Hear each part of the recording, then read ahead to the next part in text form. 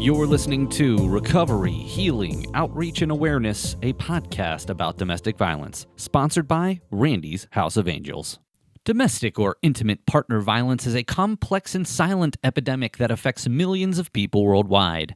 To respond to the overwhelming issues associated with domestic violence, Randy's House of Angels has produced a series of podcasts beginning in October that will bring this epidemic to the forefront of public consciousness and break the silence that often shrouds it.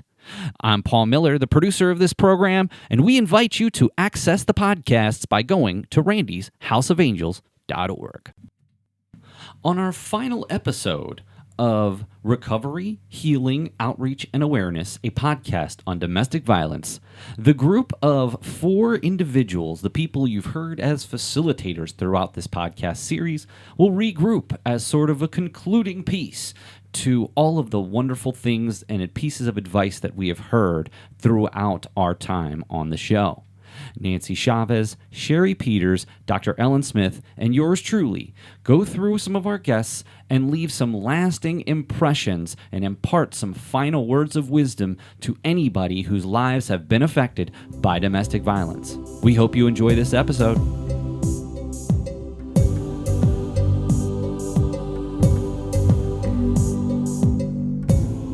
Hello, everyone. I am Paul Miller, the producer of this podcast. I appreciate the honor of being able to introduce Sherry Peters, Dr. Ellen Smith, and Nancy Chavez. From Randy's House of Angels, we have had such a wonderful experience doing this podcast, so we wanted to come on for our final episode of the season and kind of highlight some of the individuals who we've had on the program at this point. So everybody, thank you so much for letting me be on the show today. It's such a pleasure to be here on our wrap-up episode. So again, I'm going to go around, just everybody say hello. Sherry, welcome to the show.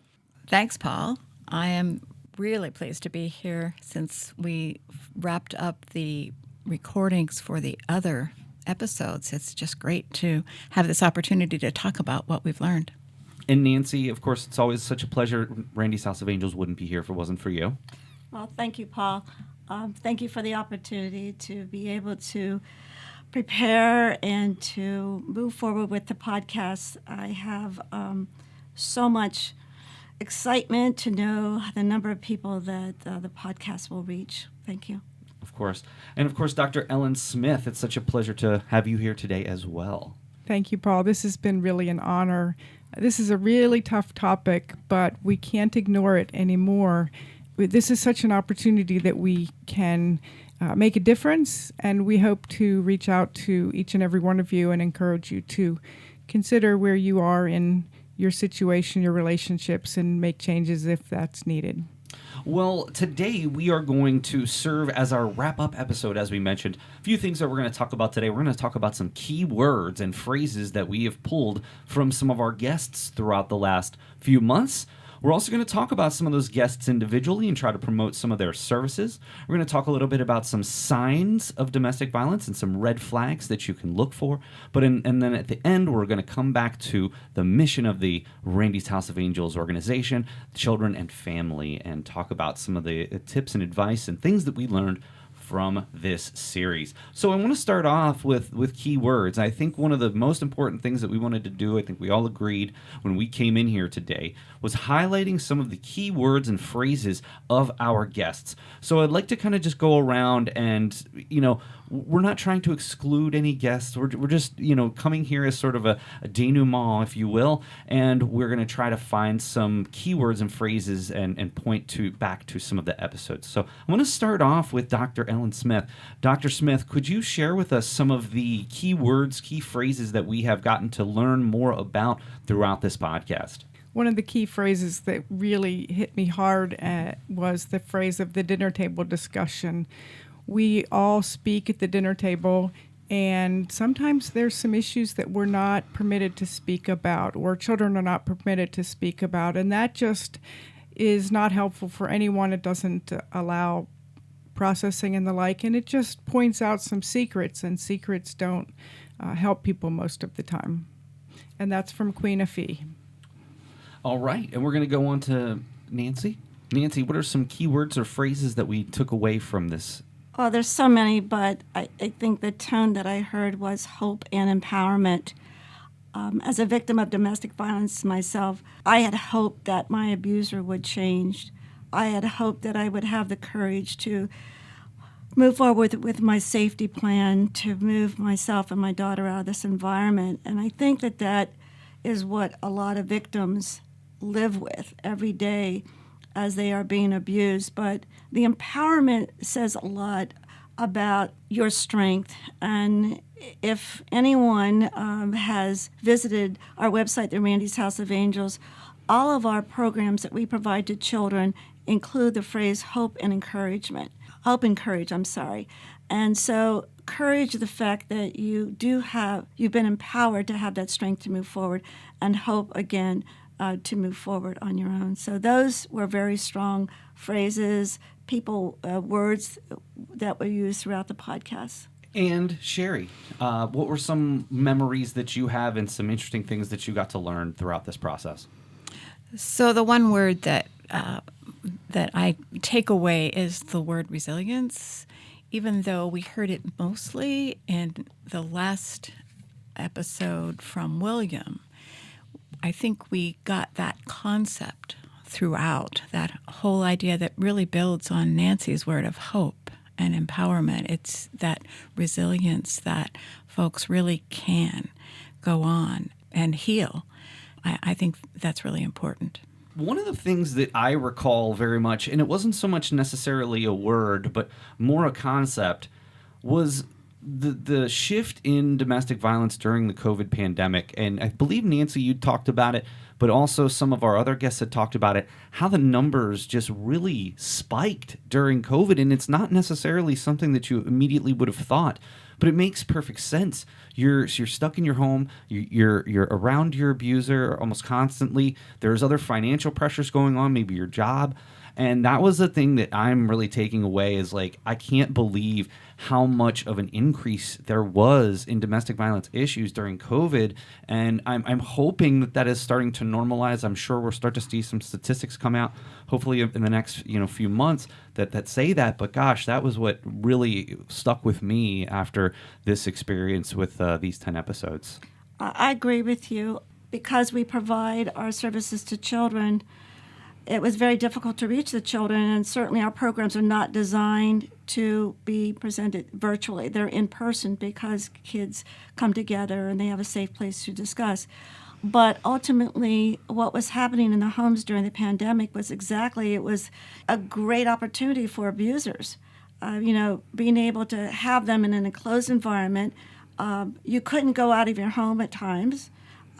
You may not have had transportation at all in your neighborhood, but it did make an impact on an increase in the amount of domestic violence. I've heard that from law enforcement. I've heard that from shelters. It is gradually coming back. Some of the shelters, unfortunately, had to close because of funding and also being able to support the victims that were coming to them or calling them, and actually having to put them up in hotels. And so that cost was pretty high. But staffing, it just goes on, when looking at the number of victims that were, I say, coming through the doors, but in the case of the pandemic, they were virtually contacting them. So one of the things that I believe that we did a very good job of here was bringing in a variety of different guests. I mean, obviously, you can go back to our episode list and see all the different guests that we had in. But what I loved is we had a lot of different guests from a lot of different perspectives. Again, we sincerely thank every single one of our guests, so we certainly don't mean to exclude. We do only have a limited amount of time here. So I wanted to go around, and if everybody wanted to highlight a guest or two that they really appreciated. Dr. Smith, if you want to begin. Of course, I too loved every guest, and I thought that they each had a great message. But Queen Afee definitely was inspiring to me to think about the dinner table, because most of us have dinner tables, and her comments about the fact that quote, the best abusers, end quote, do not leave marks. There's emotional abuse, there's financial abuse, there's sexual abuse. And we tend to automatically think of domestic violence as physical abuse and expect to see marks or bruises. And in fact, that is often not the case, which means that we somewhat automatically, not intentionally, just ignore it. And that doesn't mean that the abuse is not happening, and that doesn't mean that the abuse does not leave scars. But it's something that we miss. So I thought that was really helpful to discuss. And Nancy. Oh, wow, this is really tough because I sat through every podcast and I could relate to everything that was being discussed. It was very emotional for me, and I really felt that the guests that came in and told their story as victims, it made me feel like I was not the only one. I could relate to their comments about, what they were experiencing, their red flags, their abusers manipulating them to the point of having so much control over their family, their friends, their entire environment, and of course themselves. The family secret also stood out at me. I was brought up where I'm Mexican American, so growing up in the 60s during the Civil Rights Act, my parents were very protective of us. And with that in mind, we were told, like, what happens in this house stays in this house. So I lived that when I was married, that family secret of my family, my daughter, my husband, of that no one knew he was an abuser because I protected him. And that's what stood out to me when I listened to the victims of how we all protected our abuser so much that we were so much into it, we didn't realize we were doing that. And I also realized that my daughter was doing the same for her father. And Sherry. When I think back on the episodes, like Nancy, I really appreciated all of the guests.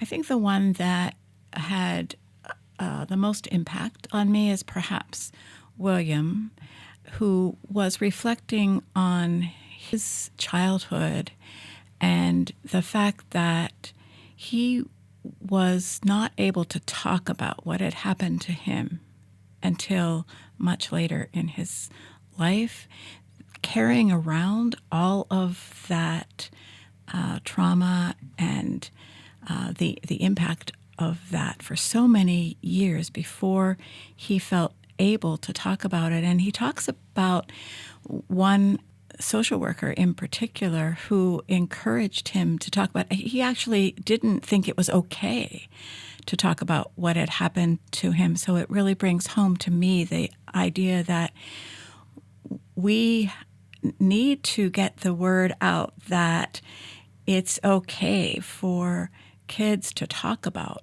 what's happening to them. And I absolutely understand that it's not always safe for children who are still living in a violent situation or an abusive situation to talk about what's happening to them. However, when it is safe, some children still feel like it's not okay to talk about what has happened to them. And it's so important to empower that voice. It gets back to Nancy's word of empowerment. So, that was probably the most impactful. I think that for me, it was difficult on a variety of reasons to pick just sort of one thing. But as somebody who works in higher education, I really appreciated Sarah and Emily's discussions because you probably wouldn't be surprised. There is a significant amount of intimate partner violence on college campuses all across this country. In fact, it's an epidemic. It is continued to increase year over year. And so somebody who works very closely with a lot of people in this age group, it is really good to know that our colleges and institutions are really taking strides to protect people who are victims of domestic violence or intimate partner violence. But of course, as somebody who also has, survived a situation with a family when I was younger, a domestic violence situation, so many of the survivors who came on and shared their feelings and thoughts and hope, it was really just inspirational to know that if you are in a situation like that, there is hope on the other side. So those were some of the ones that I appreciated.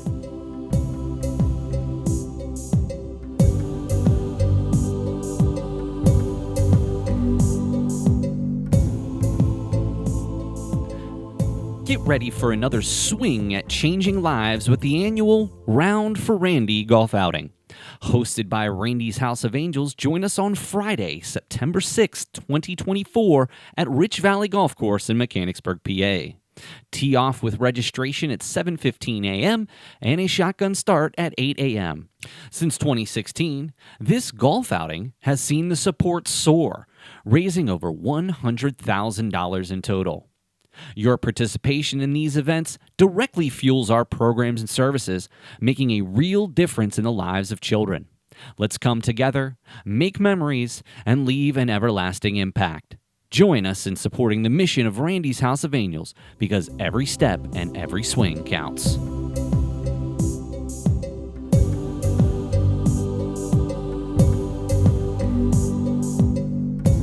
You know, one of the themes that we continue to come back to throughout this podcast is signs of abuse and red flags to look for.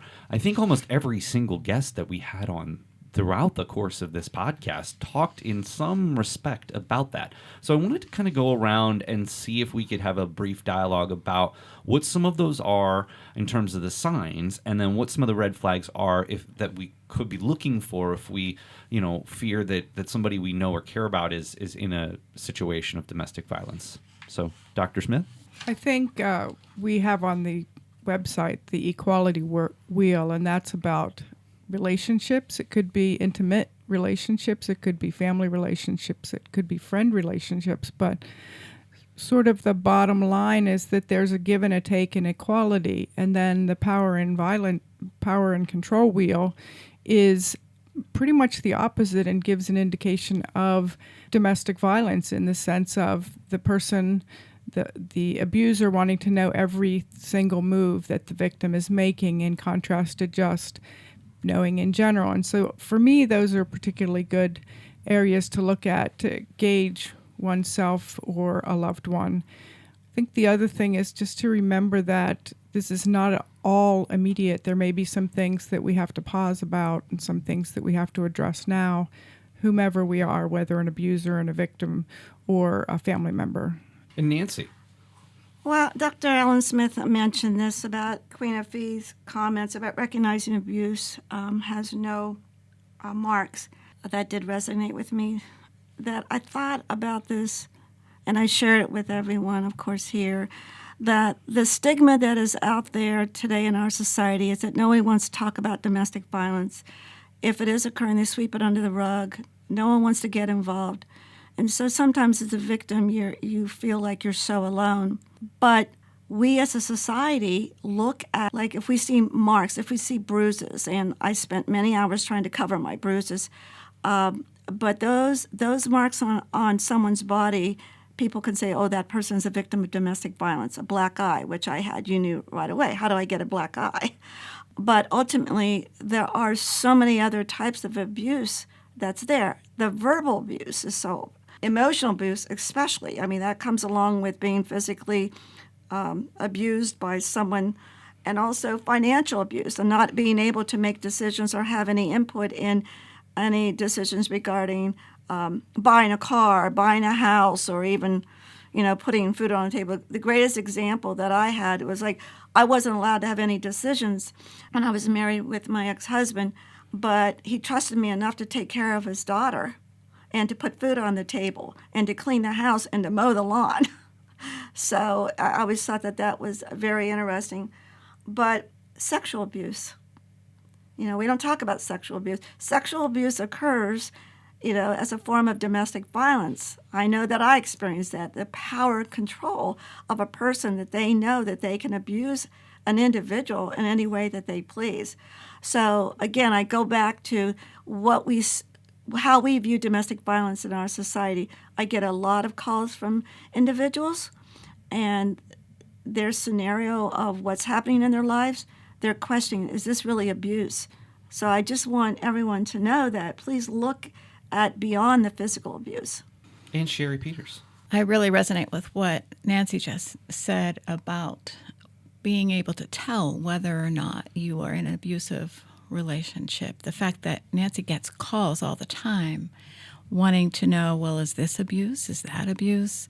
It gets back to what Dr. Smith talked about, and that is the equality versus power and control.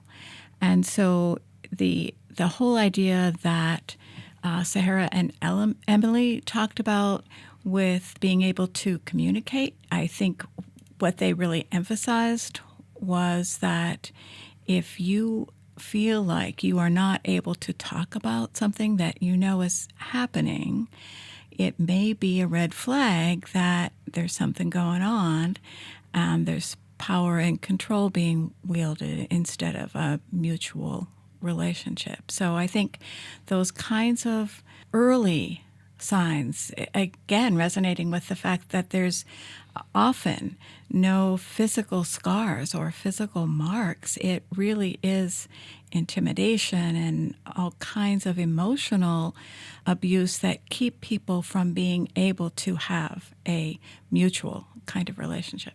I agree with that. What I wanted also to point out that our youth are experiencing that in teen dating. There's violence there. What they're learning in their homes with that power and control of their mother's boyfriend, their father, whomever's in that home, they are taking that, perpetuating that behavior because they feel empowered by that. So it's happening a lot to our teens, the same scenario.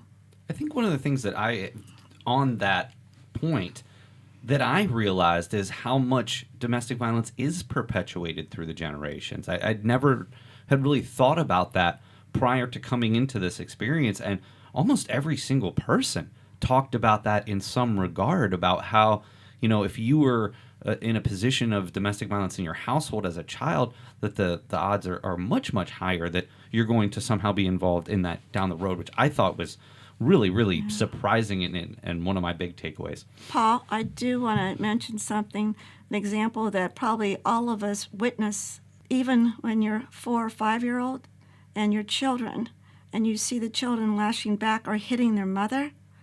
Those are signs of what's happening in that home. Those children are learning that that's what mommy deserves. If I don't like something, then I hit mommy or I yell at mommy, and it's happening so young. It's not just as when you be an adult, or even like I mentioned as a youth, a teen, but it's happening much younger. Wow. I also think that we think that if somebody's observed abuse in their house, that means they will become an abuser, and that is possible. But they're also more likely to become a victim. So if there's abuse in the house, increased risk of victimhood as well as abuse and being an abuser. Well, and I want to sort of go to that last piece here, and that is, the whole mission of what Randy's House of Angels does is to help the families and the children that are experiencing domestic violence. So I really want to come back to that, because even though we talked about a variety of different things, we certainly had the opportunity during this podcast series to chat more about how children and as a part of the family are impacted. So I just wanted to go around and kind of talk about, what resources are out there? I know that that's what this whole show is about, but can we maybe just through this talk about some of the resources beyond Randy's House of Angels that do exist out there for the children? I'll start with you, Dr. Smith. Well, I had the opportunity to interview a couple of folks and talk with a couple of folks who are at Domestic Violence of Cumberland and Perry County. And so whether you're in those counties or any other county, every county has a domestic violence organization that's available to you, and I think that's really important. There's so many resources on the local level, regional level, and state level. Whatever state that you're in and you're listening to this podcast, please look at your resources online or open, I think there's phone books, or whether you're on your phone, they're there, and those resources work together. But also on a national level, and you have the National Domestic Violence Center, and so they all work together. The Pennsylvania Coalition of Domestic Violence, that's now nationwide. I mean, it started here in Pennsylvania. Wow, that's incredible, really? Yeah, it's true. That's why I feel very honored, because I do a lot of work with them. But the fact is that organizations are there to help victims of domestic violence no matter what age. If a individual goes into a shelter, a local shelter, they are getting help not only themselves to get back on their feet, it could be housing, counseling, everything you could think of, but also the children are given therapies. That's where Randy's House of Angels come in, because we partner with these organizations here in central Pennsylvania. But there's a lot of organizations like Randy's House of Angels in all the states and throughout the nation, and also internationally. That's what I like to hear. All right, Sherry, can you share some other resources that you can share with our listeners? So I think that Dr. Smith and Nancy covered a lot of them, and if they weren't all covered, they'll be listed on the website. However, I think that the one area that is probably hardest is families who care about someone that they believe is being abused. Families don't necessarily know where to turn because some of the resources that are out there are specifically for those who are being abused. And so families who want to help sometimes really don't know how to help or where to go to get the help. And I'm not sure that we've created specific things for families other than, learn as much as you can about domestic violence, learn as much as you can about how to support without blame those who are in situations that they really don't know how to get out of. So if anyone's out there listening and wants to create some resources for families, or let us know that there are resources for families who care about a loved one, that would be great. And I think one of the things that I'm taking away from all of this is that, and Nancy, you made this point earlier, just talking about this is helping, because we are letting people know that this is unfortunately more common than people might want to think. And the more we can put this out there in the public forum, not just about the physical, but the emotional and the financial violence that comes along with these situations, it's the best thing for it. And personally, I believe and I hope that because of things like this, hopefully in a few years from now, maybe it starts getting the recognition that it needs in terms of how mental health has been less stigmatized over the last decade or so, because people were actually just okay with talking about it.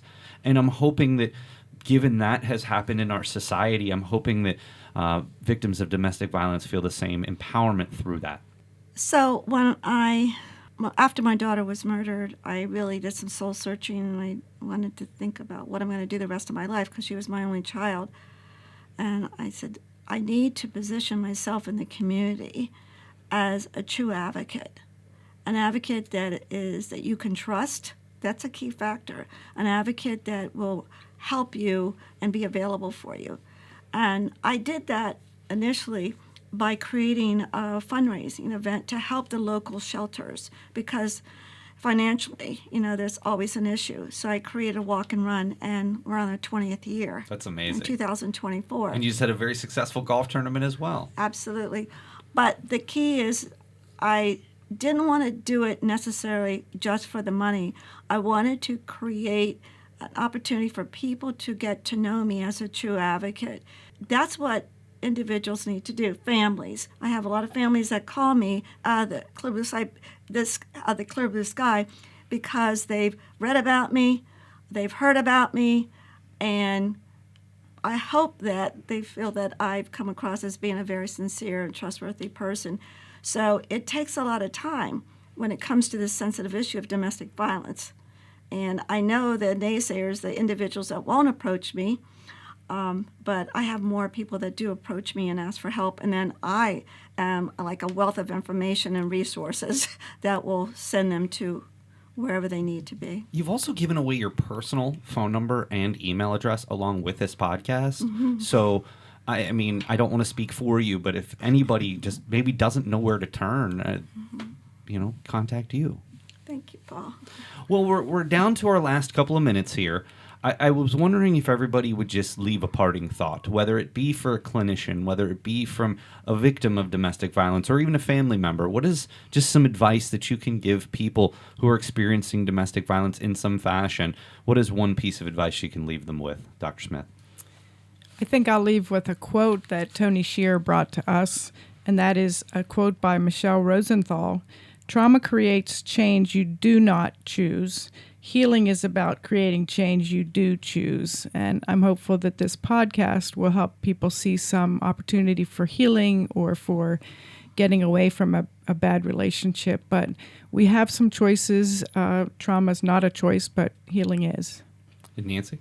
Because my focus is on children and children that experience trauma and domestic violence in their homes and certainly are at risk, I ask everyone to please allow the children to have a voice and to recognize that they are experiencing trauma also. Don't wait for a crisis to occur, that child needs help beyond your control, but look for resources like Randy's House of Angels and others in your community. And Sherry? I think my message would be for clinicians out there who find themselves being asked by folks to provide help and to not underestimate the power of just listening to the story and encouraging the voices to be heard. I think that sometimes clinicians don't realize the kind of impact that they can have in terms of unlocking some things, some healing in the people they serve. And I just want to say that our intentions are to continue this podcast, but we can only do that if you listeners out there respond well to it, appreciate it, and share it. So I'm just going to leave everybody with, please share this as a resource with anybody who you know who might be interested in listening to it, anybody who has a desire and a goal to maybe improve their own situations. But honestly, it's been such a pleasure to be here with all of you, and we hope to come back, but we want to hear from our listeners and make sure that they want to hear more from us. Thank you, Paul. Thank you, Paul. Thank you, Paul. And thank all of you. This has been a labor of love for all of you, and it's I'm certainly proud to have had the opportunity to work with all of you. All right, we'll see you again next time, everyone.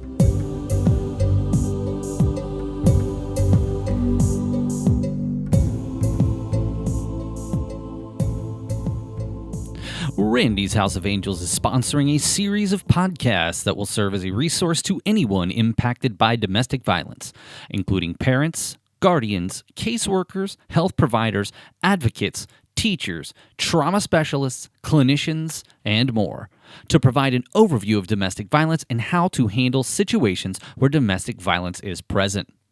This is a series of 10 podcasts that will include an overview in healthy relationships, the different types of abuse, supporting someone who is engaged in an unhealthy relationship, and criminal justice resources available to victims. It will also include testimony and stories from courageous survivors who are victims of domestic violence. The podcast will be released starting in October of 2023 and run through February of 2024. If you miss a podcast, it will be made available on demand on Randy's House of Angels website at randyshouseofangels.org. After you've listened to our podcast, we would love to hear from you. Your feedback is crucial for the future of our podcast programs. There is a survey available on our website at randyshouseofangels.org. You can also reference the resources that support the podcast on the website, again, at randyshouseofangels.org. Thank you, and we'll see you next time.